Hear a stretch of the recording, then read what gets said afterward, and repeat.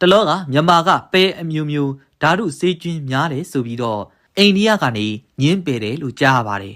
တခါမြန်မာဆန်လဲပဲအရန်ဆင်းရဲပြီးတော့မဖွင့်ဖြိုးတဲ့အာဖရိကနိုင်ငံတချို့ကိုသာတင်ပို့လို့ရပါတဲ့ဆန်ထဲမှာလည်းအာဆန်နစ်တွေအများကြီးတွေ့ရတယ်တဲ့အခုအခါမြန်မာပြည်ထွက်အသီးနှံတွေမှာနရစ်တက်စီပါဝင်မှုအလွန်ကျွံဖြစ်နေတယ်လို့တရုတ်ကမဝယ်ပြန်ဘူးလို့ကြားရပြန်နေဓာတုမြေဩဇာအလွန်ကျွံသုံးစွဲမှုရဲ့ဘေးထွက်ဆိုးချိုးတွေပေါ့ဒီလိုဆိုတော့ဒီဆန်ပဲနဲ့အသီးအနှံတွေကဘဲကိုသွားမလဲပြည်တွင်းကလူတွေစားရတာပေါ့ရှင်းနေတာပဲအာဆင်းနစ်ပါလဲစားပိုးသက်စီဓာတ်ကျွင်းတွေများလဲစား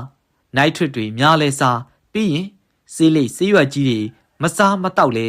အဆုတ်ကင်ဆာတွေဖြစ်ကြအရက်ကိုမတို့ဘူးတီတွေလည်းအသေးကင်ဆာတွေဖြစ်ကြဥလန်းရောင်ကင်ဆာတွေဖြစ်ကြငငယ်ရွယ်နဲ့သွေးတိုးစီးကြိုတွေဖြစ်ကြကြောက်ကတ်တွေပြက်ကြတကယ်တော့စုပ်ကတ်မဟုတ်ဘူးဗျ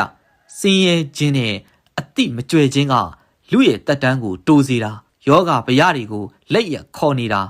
စင်းရဲတော့ရွေးချယ်ဖို့ခက်တယ်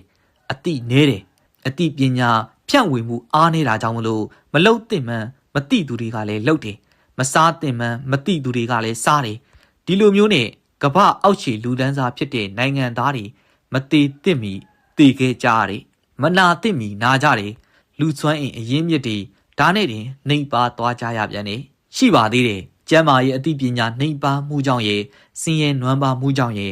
အခုထိဆက်ဆေးတော့ရန်ကုနဲ့ကုကြတဲ့လူဦးရေကဒီတိုင်းပြည်မှာအများကြီးဒါထဲမှာအသစ်မဲ့တဲ့ဆရာဝန်တချို့က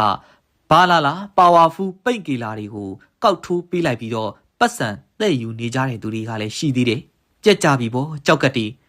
ကြောက်ကတ်ဆေးဖို့အတွက်တန်းစီနေကြတဲ့သူတွေအများကြီး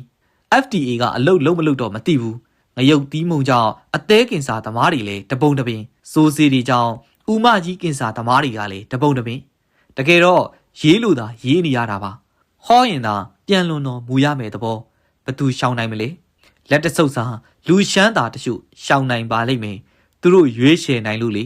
ဒါတော့မှအဲ့ဒီလူရှမ်းသာကကျမ်းမာရေးအသည့်တခြားအသည့်တွေရှိအောင်ပါအဲ့လိုဆိုတော့လေကံပေါ့အလိုတော်အတိုင်းပေါ့ဒါပါပဲမူရင်းရေးသားသူကိုအောင်မြင့်ထူး